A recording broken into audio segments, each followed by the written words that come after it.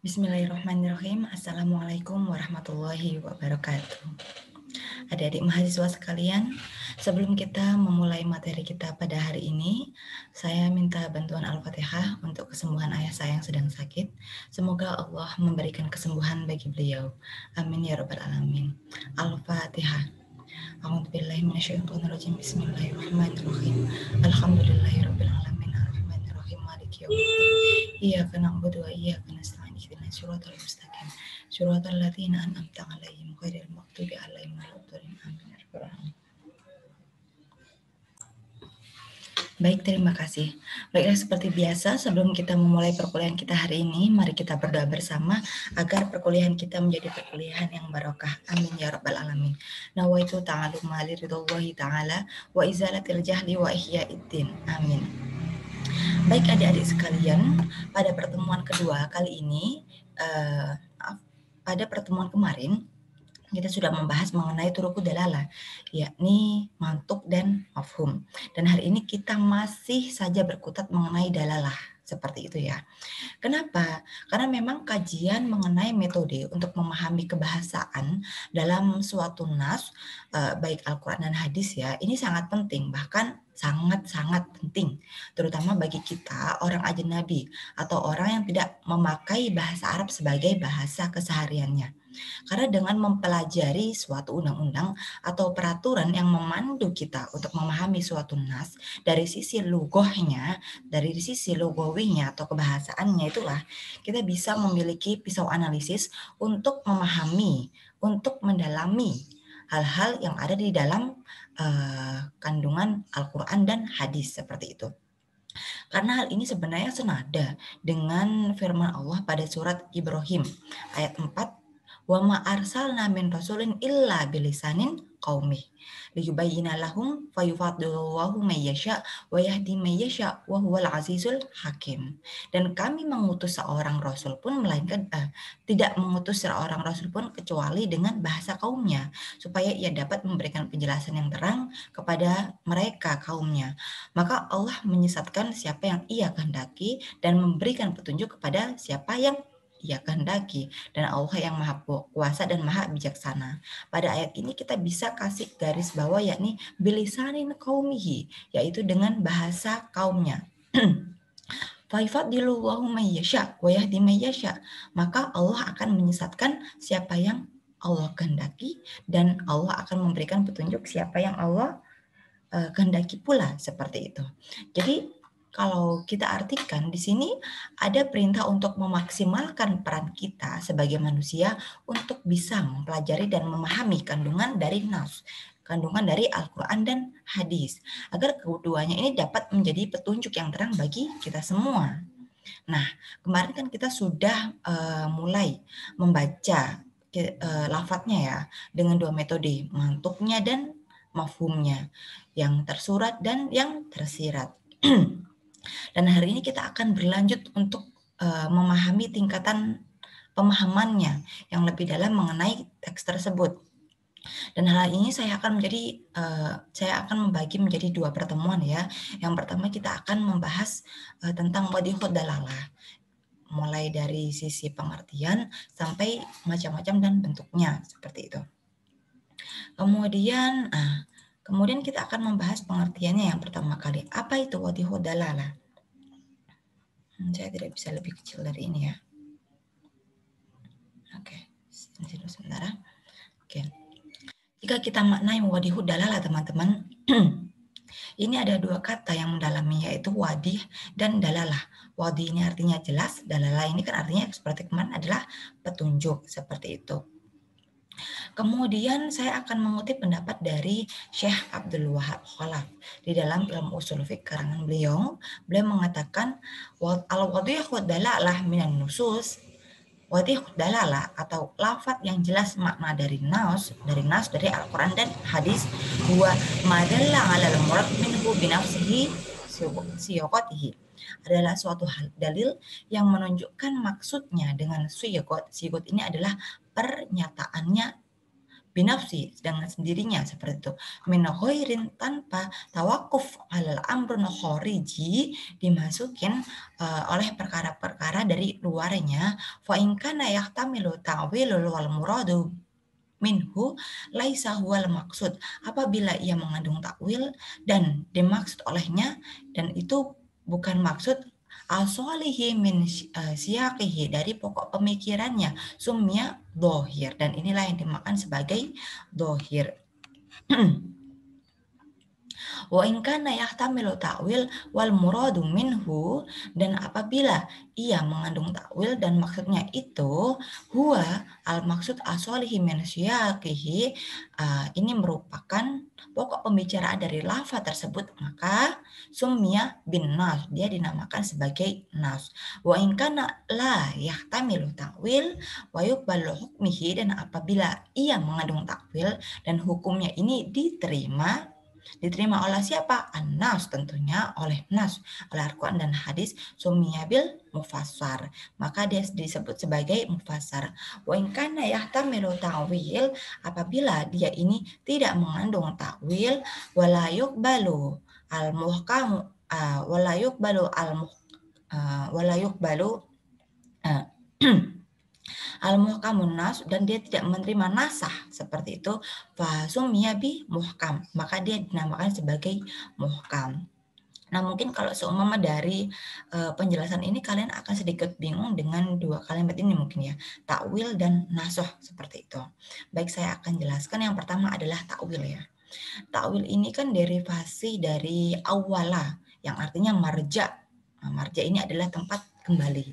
Maka Imam Suyuti pun benar sekali kalau beliau mengatakan bahwa takwil ini seperti interpretasi atau memalingkan makna ayat Al-Quran yang mana ini ada kemungkinan makna lain di dalamnya seperti itu. Contohnya saja kalau saya ambil dari Al-Maidah ayat 3 ya. Al-Maidah ayat 3 ini adalah ayat-ayat yang banyak sekali kita pakai. Hurimat alaikumul maitata waddamu walahmal khinzir wa ma uhilla li ghairillah. Nah, seperti itu isinya Al-Maidah ayat 3 ila akhirih, sampai akhirnya. Tapi kita cukup garis bawahi pada penggalan ayat tersebut. Yang mana artinya adalah diharamkan, hurrimat alaikum, diharamkan bagi kamu, al-maitatu, nah bangkai, waddam, darah, walah mal khinzir, dan daging babi, wa ma uhilla li ghairillah, dan daging-daging yang disembelih selain nama Allah. Nah, kalau kita cermati bersama, di sini ada kata dam. Seperti itu. Dam artinya apa tadi? Darah. Nah, jadi kalau seumpama kita mau berpikir lebih dalam lagi, sebenarnya darah apa sih yang boleh dikonsumsi dan tidak boleh dikonsumsi seperti itu. Kan di situ cuma dijelaskan hurrimat alaikumul maitata waddam.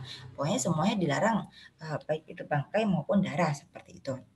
Nah, kemudian ternyata hal ini bisa dimaknai lebih, sebagaimana hal ini dijelaskan pada surat Al-An'am yang mana isinya kulla ajidu fima uhiya ilayya muharraman ala ta'imi yat'amuhu illa ayyakuna maitatan aw daman masfuhan, seperti itu. Yang mana artinya, katakanlah tidak aku peroleh dalam wahyu yang diwahyukan kepadaku sesuatu yang diharapkan bagi orang yang hendak memakannya, kecuali kalau makan itu bangkai atau darah yang mengalir, daman masfuhan, seperti itu. Ini sebagai batasan takwil di situ. Yang mana daman masfuhan itu artinya adalah darah yang mengalir. Artinya darah-darah yang tidak mengalir seperti hati dan limfa, ini bisa dikonsumsi seperti itu, dan boleh dan halal hukumnya, gitu ya. Kemudian yang kedua ada nasah seperti itu. Nasah ini artinya kalau seumpama kita artikan secara bahasa dulu, ada nasah, itu artinya adalah menghilangkan, menghapuskan, ataupun nashun, memindahkan, ataupun nasah, menulis seperti itu. Tapi kalau seumpama yang dimaksudkan nasah di sini ini yakni adanya suatu penjelasan yang berhenti, suatu penjelasan dari suatu hukum syariat ini berhenti dengan jalan yang syar'i setelah datangnya penjelasan lainnya seperti itu. Maka kalau kita ilustrasikan dengan hukum konvensional di sini tuh kalau ada hukum baru seperti itu, maka hukum yang lama tidak diberlakukan kembali seperti itu. Nah, seperti itu pula nasakh wal mansukh di dalam Al-Qur'an dan hadis seperti itu. Tapi tentu kalau penjelasan nasakh ini penjelasannya amat panjang ya, maka saya hanya memberikan gambaran sekilas apa itu nasakh seperti itu pada kalian. Baik, kita akan kembali lagi kepada pendefinisian ini ya tentang wadihud dalalah. Pada intinya, kalau kita membedah pengertian wadihud dalalah tadi, kita sebenarnya bisa mendapatkan 4 macam bentuk dari wadihud dalalah. Yang pertama tadi saya sebutkan adalah dohir, kemudian ada nas, kemudian ada mufasar, dan ada muhkam. Tapi kalau seumpama kita urutkan dari yang terjelas kepada yang tersamar ya, maka kita akan mendapatkan urutan ada muhkam, mufasar, nas, dan dohir. Loh Bu, maksudnya gimana? Oke, kita akan pelajarinya satu persatu sebentar lagi. Baik. Kita akan mulai dari dohir. Dohir ini kan yang paling rendah ya dalam tingkatan kekuatan dalalahnya. Yang mana secara bahasa dohir ini diambil dari kata duhur yang mana artinya ini adalah nampak dan tersingkap seperti itu. Kalau kita melihat pendapat dari Imam Hanafi atau madhab Hanafiyah ini, dohir ini diartikan sebagai suatu ungkapan yang mana menunjukkan makna yang jelas, akan tetapi makna asli dari sebuah lafaz tersebut bukanlah yang dimaksud. Nah, bukan dimaksud secara syariatnya, seperti itu maksudnya. Gitu ya. Kalau seumpama menurut usuliyin, usuliyin orang-orang yang ahli usul fiqh, yang dimaksud dengan wadihud dalalah ini adalah sesuatu yang menunjukkan arti yang dimaksud dari lafaz tersebut dengan bentuk lafaznya sendiri tanpa bergantung pada faktor eksternal. Nah, namun bukan berarti dia tuh memiliki makna asli dari bentuknya sendiri atau memiliki kemungkinan yang ditakwilkan. Nah, dengan kata lain, dohir di sini ini adalah lafaz yang dapat dipahami oleh akal, akan tetapi memungkinkan untuk bisa ditakwilkan seperti itu. Oke, lebih mudahnya kita akan masuk langsung pada contoh ya. Ini saya ambil Al-Baqarah ayat 275. Alladzina ya'kuluna riba la yaqumuna illa kama yaqumul ladzi yatakhabbathu syaitan minal mas. Dzalika bi annahum qalu innamal bai'u mislur riba. Wa akhallallahu al-bai'a wa harramar riba. Nah, ini adalah kalimat yang ingin saya garis bawahi di situ. Oke, kalian perhatikan baik-baik. Akhallallahu al-bai'a wa harramar riba. Oke. Kalau kita menekankan di sini, kan artinya padahal Allah telah menghalalkan jual beli dan mengharamkan riba. Seperti itu ya artinya. Apa yang cepat dipahami dari lafaz ini? Nah, memang kalau seumpama yang cepat kita pahami secara jelas, lafaz ini mantuknya adalah jual beli itu halal dan riba itu haram. Tapi sebenarnya yang dimaksud dari pokok ayat ini, pokok pembicaraan yang dinyatakan oleh ayat ini bukan itu, seperti itu. Kita akan garis bawahi kata wa dan, artinya wa itu dan ya, pada kalimat akhalawahul bai'a wa harama riba. Karena biasanya kata dan ini itu digunakan untuk menyambungkan dua kata atau kalimat yang sejajar. Nah, pada ayat ini penggunaan wa ini difungsikan sebagai untuk penegasan bahwa jual beli itu berbeda dengan riba. Di situ ada status haramun wa halalun seperti itu. Yang satunya dihalalkan oleh Allah dan satunya lagi diharamkan seperti itu. Itu dohirnya. Nah, nampaknya seperti itu. Yang cepat kita pahami seperti itu. Oke, padahal dia pokok pembicaraan bukan itu, di why-nya itu. Tidak ada suatu yang sebenarnya tidak sejajar di situ. Tapi ternyata why ini difungsikan sebagai penjelas bahwa jual beli itu berbeda dengan riba, dohir. Levelnya paling rendah, seperti itu ya. Oke. Kemudian apalagi yang belum saya sampaikan mengenai, oh iya, Kemudian bagaimana kalau kita menemui ayat-ayat yang dohir ini? Nah, hukum dohir ini kalau seumpama pemaparan dari kitab Qawaid al-Usuliyah Indah Asyatibi yang dikarang oleh Imam Syatibi tentunya, ini hukumnya adalah wajib menunaikan makna lafaz tersebut secara bahasanya seperti itu, dan sifatnya adalah qot'i, mutlak seperti itu, dengan menggunakan makna yang mudah dipahami secara langsung. Oke, maknanya apa? Ya, tadi penghalalan jual beli dan pengharaman riba, ya sudah, itu yang diyakini, itu yang digunakan. Karena lafaz tersebut ini yang dikehendaki syariat, maka harus ditunaikan dan dia termasuk hujjah seperti itu.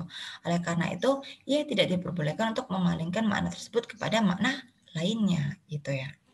Kemudian kita akan membahas pada tingkatan yang lebih tinggi setelahnya. Oke, pada level kedua kita memiliki an-nas.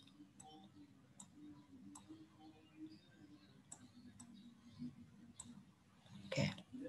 Nah, nas ini kalau menurut bahasa naus, muncul segala sesuatu yang tampak seperti itu.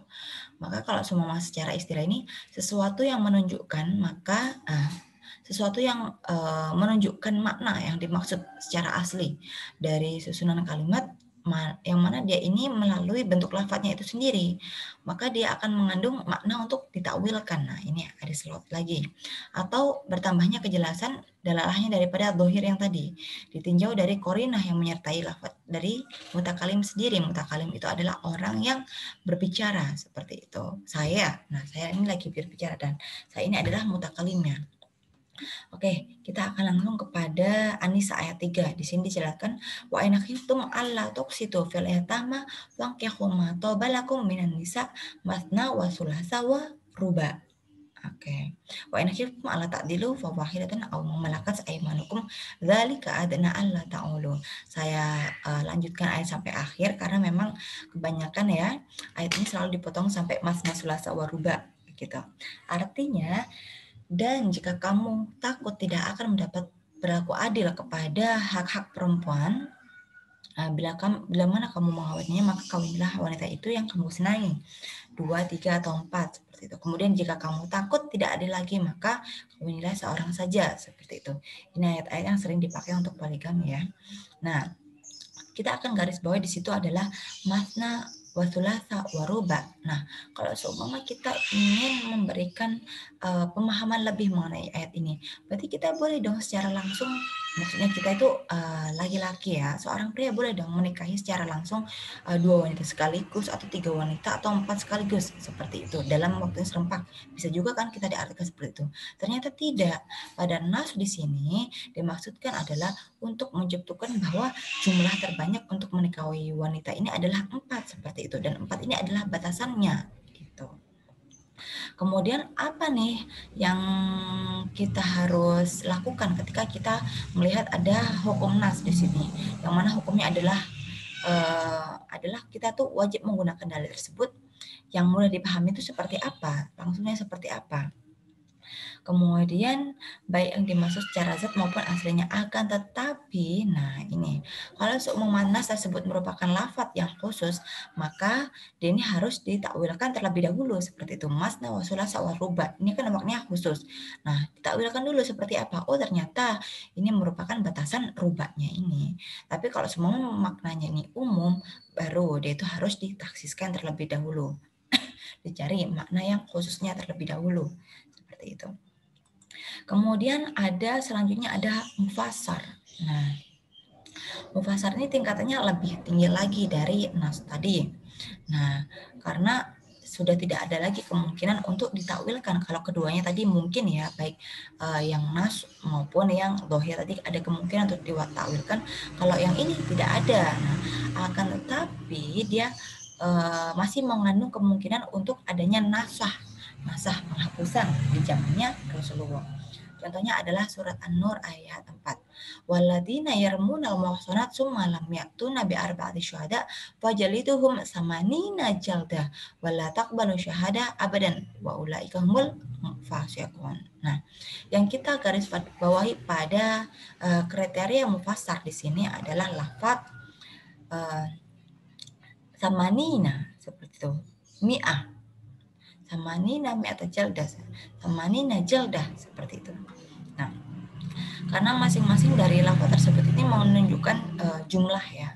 Nah, kalau jumlah ini artinya dia itu sudah ditetapkan dalam syariat dan tidak mungkin menarik kesimpulan untuk adanya kemungkinan ditambah atau dikurangkan. Ya sudah permanen segitu. Kemudian apa hukumnya?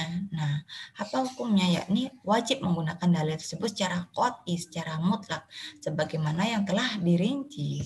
Sebab tidak akan lagi ada yang namanya ihtimal. Ihtimal itu adalah perkiraan untuk ditakwilkan dan selama itu bisa dan selamanya itu tidak ada nasah, ya sudah itu yang digunakan seperti itu.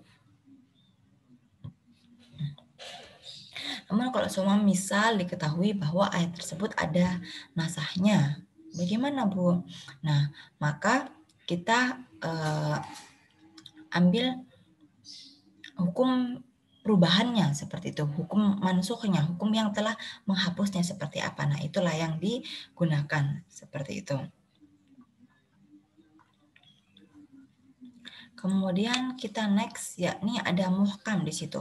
Nah, muhkam ini adalah level tertinggi, yang mana kalau tadi itu masih membuka ruang untuk takwil, kemudian membuka ruang untuk nasah pada mufassar.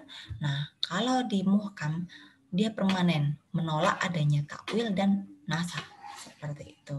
Artinya dia kalau menurut para usulin ini, dalilnya ini tegas, tidak menerima takwil dan tidak menerima nasah. Contohnya ini saya ambil adalah An-Nur ayat 4. Walayak balu syahadah abadan, sama ayatnya yang tadi ya. Tapi di sini tuh ada kalimat abadan yang mana artinya adalah selamanya seperti itu. Janganlah kamu menerima kesaksian mereka selama-lamanya. Nah, kalau selama-lamanya berarti kan sampai kapanpun seperti itu. Dan tidak mungkin ada nasah, tidak ada perubahan seperti itu. Kemudian apa hukumnya? Maka penggunaannya ya udah kita wajib menggunakan dalil tersebut secara qat'i tanpa keraguan karena dia tidak mengandung ta'wil dan nasah. Ya sudah, apa yang dimau itu yang dilaksanakan. Oke. Kemudian yang terakhir, alhamdulillah kita sudah beranjak kepada slide yang terakhir, yakni apakah perbedaan hukum pemakaian lafaz dhohir, nas, dan mufassar. Itu adalah soal terakhir untuk materi terakhir kali ini. Baik teman-teman, karena kita sudah berakhir materi-materi sebelum UTS, mari kita akhiri dengan bacaan alhamdulillah ya. Alhamdulillahirrabbilalamin.